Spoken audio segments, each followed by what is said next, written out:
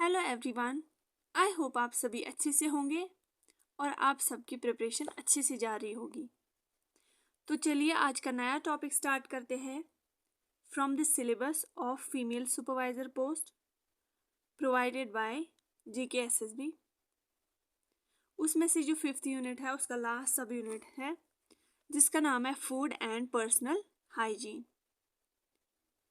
ठीक, पहले हम देख लेते हैं हाइजीन का क्या मतलब रहता है। ठीक है, hygiene refers to the practices and conditions that promote health and well-being, including personal cleanliness, sanitation, and maintaining a clean environment to prevent the spread of disease. इसका सिंपली मतलब है साफ सफाई रखना। ठीक है, साफ सफाई रखना ताकि बीमार ना हो इंसान, ताकि हेल्थ प्रमोट हो, इंसान सेहतमंद रहे। ठीक है, वो कैसे रह सकती है? साफ सफाई से अपने इर्द गिर्द चीज़ों को साफ रखना, सैनिटाइज करना ताकि जो वहाँ पे जर्म्स वगैरह है जो डिजीज कर सकते हैं उनको साफ मतलब उनको मारना। ठीक है, किलिंग ऑफ बैक्टीरिया और जर्म्स वी कैन से।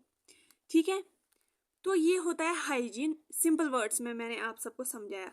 अब हमारा टॉपिक क्या है? Food hygiene and personal hygiene. ये नहीं है कि हमें फूड अलग से पढ़ना है क्या रहता है और फिर हमें पर्सनल हाइजीन, नहीं, ये है फूड हाइजीन फिर पर्सनल हाइजीन।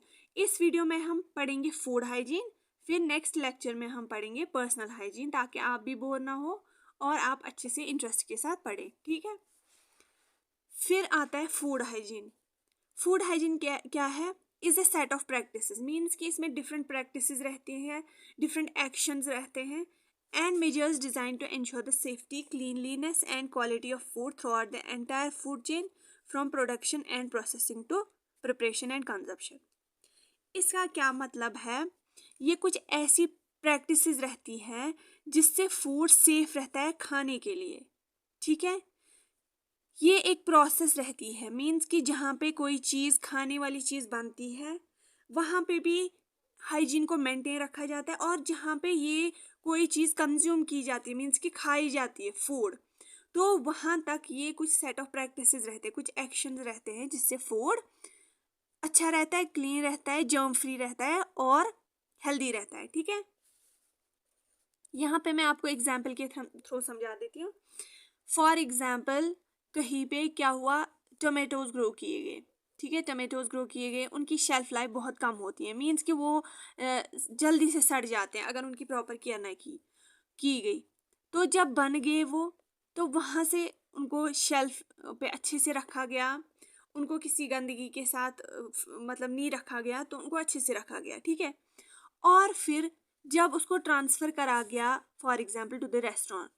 ठीक है, रेस्टोरेंट में जहाँ पे इन टमेटोज को एज ए सैलड सर्व करना है, तो इसके लिए क्या करना है? टमेटोज को जर्म फ्री रखने के लिए क्या करना है? उनको सेफली जो उन चीज़ों के साथ करेगा, उनको मतलब कि उनके साथ जिसको कुक करना है, शेफ़ वगैरह, तो वो क्या करेंगे? उन टमेटोज़ को प्रॉपरली यूटिलाइज करेंगे, टमेटोज़ को प्रॉपरली कुक करेंगे और उनको रेफ्रिजरेट करेंगे जब मतलब चाहिए होगा उनको रेफ्रिजरेट करना, और फिर उनको प्रॉपर टेम्परेचर पे का मतलब कि अगर कुक करना हुआ तो कुक करेंगे जो टेम्परेचर चाहिए होगा, अगर सैलेड बनाना होगा तो विद क्लीन हैंड्स वो उनको कट करेगा। ठीक है, और फिर सर्व भी क्लीन हैंड से करेगा, डर्टी हैंड से नहीं करेगा।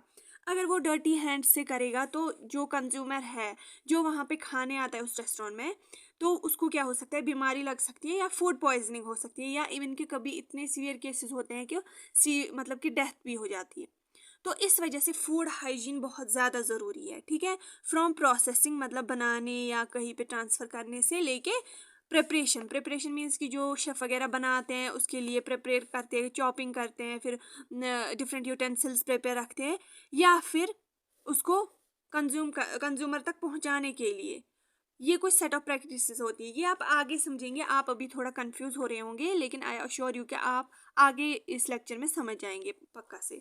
ठीक है, यहाँ पे मैं आपको सिनेरियो समझा देती हूँ। ठीक है, ये आप याद रखना, आप सारा दिमाग में से निकालना जो आपने पढ़ा। यहाँ पे आप टॉपिक पे कंसंट्रेट करना है। ठीक है, ये जो फूड हाइजीन है ये यहाँ पे किसके रिलेटेड है? कि हाइजीन किन को मेंटेन रखना है, साफ सफाई किन को मेंटेन रखना है, ये उनके लिए होती है जो बड़े बड़े रेस्टोरेंट होते हैं, उनके लिए हैं। जो बड़े बड़े रेस्टोरेंट जहाँ पे लोग जाते हैं, मिलियंस में वो पैसे कमाते हैं, वहाँ पे उनके लिए कुछ गाइडलाइंस होती है। मीन्स कि उनको, जो वहाँ पे काम करते हैं, उनको कैसे अपनी साफ सफाई रखनी है, उनको फूड कैसे साफ रखना है, ताकि जो कंज्यूमर वहाँ पे at a large amount, large number, दिन में हज़ारों लोग खाने आते हैं, वो अच्छे से हेल्दी फूड खाए, ठीक है, और उनकी फूड पॉइजनिंग ना हो। उसके लिए इन वहाँ पे जो काम करने वाले हैं उनके लिए फूड हाइजीन ज़रूरी है। ये उस कॉन्टेक्स्ट में हमें पढ़ना है, ठीक है। आई होप आप सबको ये समझ आ गया। तो चलिए स्टार्ट करते हैं। ऑब्जेक्टिव्स क्या रहते हैं फूड हाइजीन के, मीन्स कि मकसद क्या रहता है एक वर्कर को रेस्टोरेंट में फूड को साफ रखना, ठीक है। First is prevent food borne illness.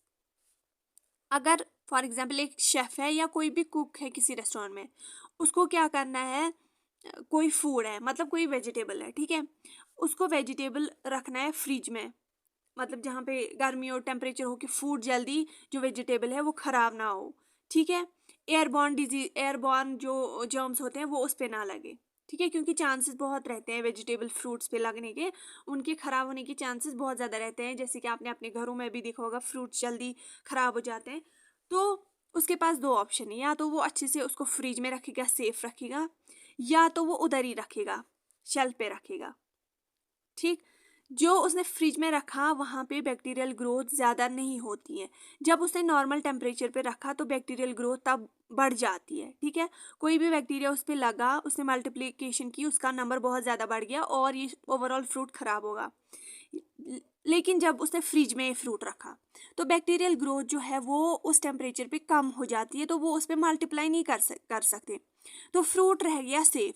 लेकिन जब उसने यहाँ पे खुले में रखा तो उसमें डिफरेंट बैक्टीरिया लगेंगे, तो थोड़ी देर बाद वो उसको कट करेगा, और फिर से टमाटो की एग्जाम्पल लेंगे, कट करेगा, या कोई भी रेडिश हो गई, कट करेगा बिना हाथ धोए, तो वो क्या करेगा, उनको सर्व करेगा। तो जो फ्रिज में उसमें उसने रखा उसकी सेफ्टी बहुत ज़्यादा हाई हो गई, क्योंकि यहाँ पे उसने प्रॉपर फूड हाइजीन का ख्याल रखा, हाथ धो के, ठीक है। यहाँ पे उसने गंदे हाथों से ऐसे शेल्फ पे रखा, उस पर जर्म्स वगैरह लग गए, उसने ये सर्व किया कंज्यूमर्स को, तो यहाँ पे चांसेस है कि फूड बॉर्न इलनेस हो, ठीक है, और उसमें चांसेस नहीं है। ये मैंने आपको दोनों केसेस समझाए। इससे फूड की क्वालिटी मेंटेन रहती है। जब एक बंदा फूड की हाइजीन रखेगा, फूड को साफ रखेगा, खुद को साफ रखेगा, तो फूड की क्वालिटी क्या रहेगी, मेंटेन। इसके न्यूट्रिशनल वैल्यूज मेंटेन रहेंगे, इसका जो न्यूट्रिशन है इसमें वो प्रॉपरली एक कंज्यूमर को मिलेगा। टेस्ट भी बरकरार रहता है। अगर फूड हाइजीन नहीं रखा जाएगा तो उसका टेस्ट भी बिगड़ जाता है, ठीक, उसका कलर भी चेंज होता है, ठीक। लेकिन जब food hygiene properly step wise follow किया जाएगा तो फूड की मेंटेन रहती है उसकी quality. Comply with regulation, adhere to local and international food safety standards and regulations. जो बड़े बड़े रेस्टोरेंट है वहाँ पे क्या किया जाता है, हेल्थ डिपार्टमेंट के थ्रू उनको गाइडलाइंस दी जाती हैं। जो रेस्टोरेंट या होटल्स होते हैं उनको हेल्थ डिपार्टमेंट की तरफ से गाइडलाइंस होती है, मीन्स कि उनको कुछ रूल्स दिए जाते हैं जो उनको फॉलो करने ही पड़ते हैं। अगर वो फॉलो नहीं करेंगे तो उनका रेस्टोरेंट बंद हो सकता है, ठीक है। तो ये कुछ गाइडलाइंस देते हैं जो बोलते हैं आप जो पेरिशेबल आइटम्स हैं, मीन्स कि जो जल्दी ख़राब होते हैं, उनको स्टोर रखना है एट पर्टिकुलर टेम्परेचर। एक टेम्परेचर दिया जाता है उनको और बोला जाता है आप साफ़ सुथरे जो भी पेरिशेबल फूड है, लाइक फ्रूट्स हो गए या वेजिटेबल्स हो गए, उनको रखना है इनको फ्रिज में एट पर्टिकुलर टेम्परेचर, ठीक। अगर कोई फॉलो नहीं करता है तो उसको फिर पेनल्टी देनी पड़ती है, ठीक। तो इससे हम कंप्लाई करते हैं विद रेगुलेशंस, फॉलो करते हैं रेगुलेशंस जो दी जाती है जब हम फूड हाइजीन मेंटेन रखते हैं। मिनिमाइज कंटेमिनेशन, कंटेमिनेशन क्या होता है, जब किसी फूड के साथ डर्ट ऐड होगा या कोई जर्म्स ऐड होंगे तो उसको बोलते हैं कंटेमिनेशन। लेकिन जब हम फूड हाइजीन प्रॉपरली फॉलो करेंगे तो मिनिमाइज होगा ये कंटेमिनेशन, ये गंदगी कम होगी, ठीक है। ये मैं आपको बहुत सिंपल वर्ड्स में समझा देती हूँ हर कोई वीडियो में, ताकि आपको कोई प्रॉब्लम ना हो। Prevent the introduction of harmful micro organisms, chemical और फॉरेन सब्सटेंसेज इनटू फूड। ये मैंने आपको बताया, जो भी ये केमिकल्स हो गए हार्मफुल या माइक्रो ऑर्गेनिजम्स या फॉरेन सब्सटेंसेज हो गए, वो जब लगते हैं फूड पे तो वो कंटेमिनेट होता है। लेकिन फूड हाइजीन जब हम फॉलो करते हैं तो वो उसके कंटेमिनेशन होने के चांसेस बहुत कम होते हैं। Ensure traceability. एंश्योर ट्रेसेबिलिटी का क्या मतलब है? फॉर एग्जाम्पल कोई रेस्टोरेंट है, ठीक है, रेस्टोरेंट है, तो इस रेस्टोरेंट में इसने अपना फूड मतलब इसने प्रॉपरली हाइजीन फॉलो किया, वर्कर्स से हाथ वो प्रॉपरली हाथ धोते हैं, वो प्रॉपरली फूड को वॉश करते हैं, रॉ फूड को, या उसको प्रॉपरली कुक करते हैं पर्टिकुलर टेम्परेचर पे बराबर अच्छे से। लेकिन क्या हुआ, इन्होंने जब सर्व किया तो कंज्यूमर्स जो वहाँ पे आते हैं खाने, उनको क्या हुआ, फूड पॉइजनिंग हुई, पेट में दर्द हुआ, स्टमक में दर्द हुआ। तो उससे क्या हुआ, इन पे इल्ज़ाम लगने स्टार्ट हुए। तो जब एक प्रॉपरली एक रेस्टोरेंट ट्रेसेबिलिटी रखेगा, मीन्स कि फूड कहाँ से आया, कहाँ से इसकी प्रोडक्शन हुई, फिर कैसे ये ट्रांसफ़र हुआ, फिर हमारे पास कैसे आया, जब वो प्रॉपरली इसका ट्रेस रखेगा तो वापस जाके वो रीचेक कर सकता है कि मे बी इस जगह से हमारे रेस्टोरेंट में इस वजह से, हमारे रेस्टोरेंट की वजह से ये फूड पॉइजनिंग नहीं हुई, मे बी ये किसी और स्टेप पे इसकी मतलब कि हाइजीन इसका नहीं रहा होगा, ठीक है। तो इससे इंश्योर रहता है कि ट्रेसेबिलिटी ऑफ फूड आइटम्स रहता है, ठीक है। ये मैंने आपको शॉर्ट में समझाया, ये यही लिखा है। Promote public confidence. जब पब्लिक किसी रेस्टोरेंट में, किसी होटल में खाने आते हैं, वो अपने आप को हेल्दी फील करते हैं खा के, फूड पॉइजनिंग नहीं होती है उनको, तो वो बार बार उस जगह मतलब आने लग जाते हैं, ठीक है। Educate and train. जहाँ पे प्रॉपर फूड हाइजीन फॉलो किया जाता है वहाँ पे प्रॉपर ट्रेनिंग और एजुकेशन दी जाती है फूड हैंडलर्स को, जो भी शेफ हो गए, वर्कर हो गए, ठीक है, उनको बोलते हैं food handlers. Implement good manufacturing practices GMP। Enforce practices that contribute to overall cleanness and safety of the food production.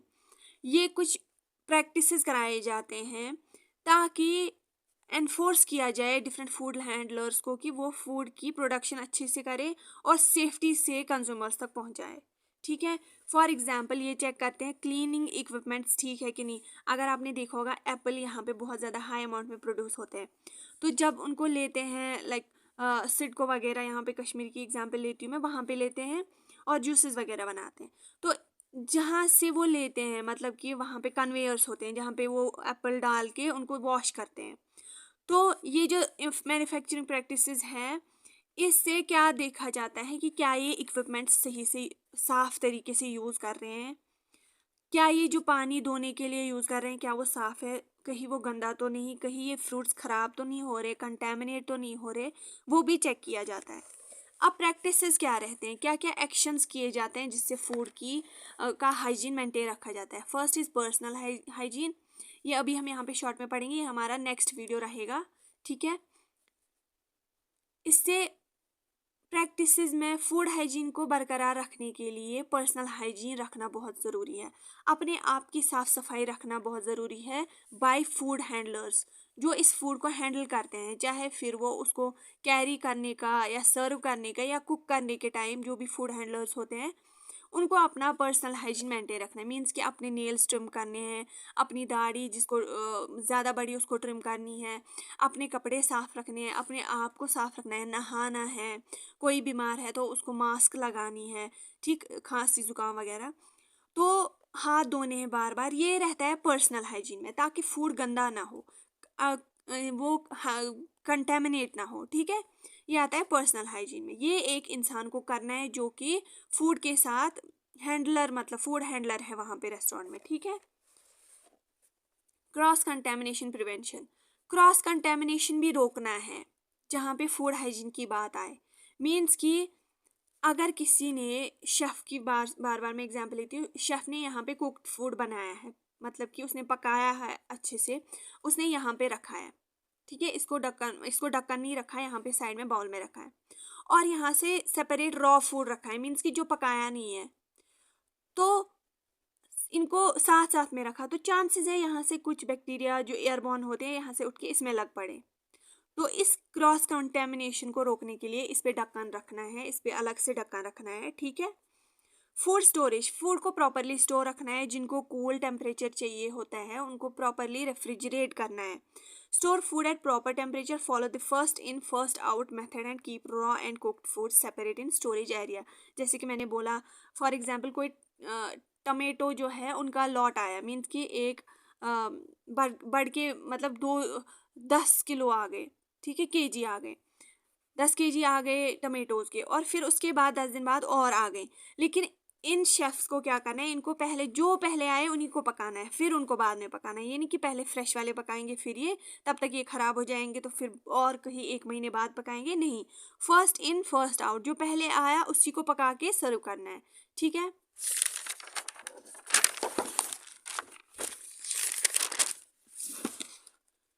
Cleaning and sanitisation, properly जहाँ पे एक कुक ने पकाया या किसी ने चॉप किया तो प्रॉपरली वो अपना एरिया क्लीन रखेगा, ताकि वहाँ पे जो जर्म्स है, बैक्टीरिया है, वो वहाँ पे इकट्ठा ना हो, वो ग्रोथ ना करें। यूटेंसिल्स बार बार धोने हैं, एक यूटेंसिल किसी और चीज़ को कट करने में, पकाने में यूज़ किया, फिर उसी को दूसरे चीज़ को कुक करने में यूज़ किया, तो वैसा नहीं करना है, ठीक है, बार बार धोना है। सेफ कुकिंग टेम्परेचर्स, वो टेम्परेचर देना है कुकिंग के लिए जो ज़रूरी है। फॉर एग्जाम्पल किसी फूड को 30 डिग्री तक पकाना है, ठीक है, फॉर 1 आवर, ठीक है, 1 आवर। लेकिन इन्होंने क्या किया, 30 डिग्री पे पकाया, लेकिन 15 मिनट तक। तो क्या हुआ, वो फूड रॉ ही रहा, और जब वो सर्व करेंगे तो बीमार पड़ जाएंगे लोग। ये 1-2 लोगों की बात नहीं है, जिस रेस्टोरेंट में हज़ारों लोग आते हैं दिन में, तो वहाँ पे बहुत हैवॉक हो सकता है अगर ऐसा कुछ हुआ, अगर इन्होंने हैंडल नहीं किया प्रॉपरली। तो क्या करना है कि जो जिस फूड को जितना टाइम चाहिए को पकाने के लिए, उसको प्रॉपरली उतना टाइम देना है। Avoiding time temperature abuse means कि अगर किसी ने मिल्क का टेट्रा पैक यूज़ किया, ठीक है, तो इसने क्या किया, वो फुल पैक है, इसको आधा ज़रूरत है, आधा मतलब आधा दूध ज़रूरत है इस बड़े टेट्रा पैक में, तो इसने आधा तो कुक किया, मतलब यूज़ किया कुछ बनाने के लिए, आधा बच गया, तो ये उधर ही नहीं रखना है, इसको जल्दी रेफ्रिजरेट करना है, ताकि इस दूध में ये फट ना जाए, ये खराब ना हो जाए, वो चीज़ इसको अवॉइड करनी है, ठीक है। प्रॉपर थॉइंग, थॉइंग क्या रहता है ये मैं आपको समझा देती हूँ। थॉइंग क्या रहता है, आप अच्छे से सुनिएगा। फॉर एग्जाम्पल कश्मीर, मतलब हाँ, कश्मीर वालों को ज़्यादा पता होगा, या बाहर के भी जो मुस्लिम्स होंगे, जब बड़ी ईद आती है तो मीट बहुत ज़्यादा आता है, ठीक है। तो क्या करते हैं, हम मीट को हम रेफ्रिजरेट करते हैं, ठीक है, रेफ्रिजरेट करते हैं।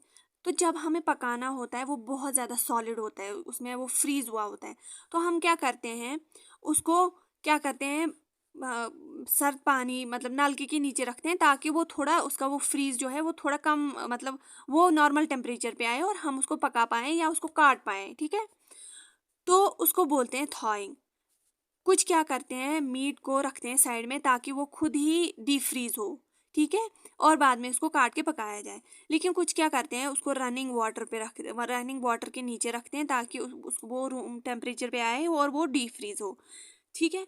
तो जो अच्छा एक्शन जो है फॉर थॉइंग, वो है आप रनिंग वाटर के नीचे इस मीट को रखें, ठीक है, या इसको माइक्रोवेव में रखें, ताकि वो जल्दी से उसका जो पानी है वो इवेपोरेट हो और वो डीफ्रीज हो, ठीक है। माइक्रोवेव में उसको अच्छा टेम्परेचर देके वो डीफ्रीज हो जाए, या उसको रनिंग वाटर के नीचे रखना है। लेकिन कुछ क्या करते हैं, उधर ही रखते हैं 1-आधा घंटा खुले में और जाते हैं। इस कंडीशन में जो खुले में रखते हैं 1-आधा घंटा मीट, ताकि ये खुद ही डीफ्रीज हो, उस कंडीशन में बहुत ज़्यादा बैक्टीरिया इस पे लगते हैं और ये अनफिट होता है, ठीक है। और या ये मीट की बात नहीं है, ये कुछ और चीज़ों की बात है, लाइक कोई वेजिटेबल रखा फ्रिज में या कुछ और रखा फ्रिज में, तो उस चीज़ को जो शेल्फ पे रखते हैं 1-आधा घंटा, बोलते हैं डीप फ्रीज हो जाएगा खुद, वहाँ वैसा नहीं करना है, क्योंकि उस दौरान उसमें बहुत ज़्यादा बैक्टीरिया लगते हैं और उनकी ग्रोथ बहुत ज़्यादा हो जाती है। उस चीज़ में उनको क्या करना है, इसको रनिंग वाटर के नीचे रखना है या माइक्रोवेव करना है, और वो अवॉइड करना है, ताकि इस पे बैक्टीरिया ना लगे और वो ग्रोथ ना हो उनकी ज़्यादा। पेस्ट कंट्रोल, पेस्ट को कंट्रोल करना है, ठीक है, ताकि फूड कंटेमिनेट ना हो। पेस्ट मीन्स बैक्टीरिया वगैरह, सेम ही है, ठीक है। Monitoring and record keeping means कि मॉनिटर रखना है प्रॉपरली कि फूड प्रॉपरली पक रहा है। जो वहाँ पे बहुत शेफ़ रहते हैं, उनका एक मॉनिटर रहता है कि पक रहा है अच्छे से, कोई कोई गंदगी तो नहीं फैला रहा, ठीक है। ट्रेनिंग और एजुकेशन दी जाती है हैंडलर्स को। बेनिफिट्स ऑफ फूड हाइजीन के बेनिफिट क्या रहते हैं, मीन्स किसी का बिजनेस बढ़ जाता है इससे, कस्टमर्स सेटिस्फाई रहते हैं उनके फूड से, जब उनकी फूड पॉइजनिंग वगैरह नहीं होती, वो हेल्दी रहते हैं, तो कस्टमर्स सेटिस्फाई रहते हैं और बार बार आना पसंद करते हैं।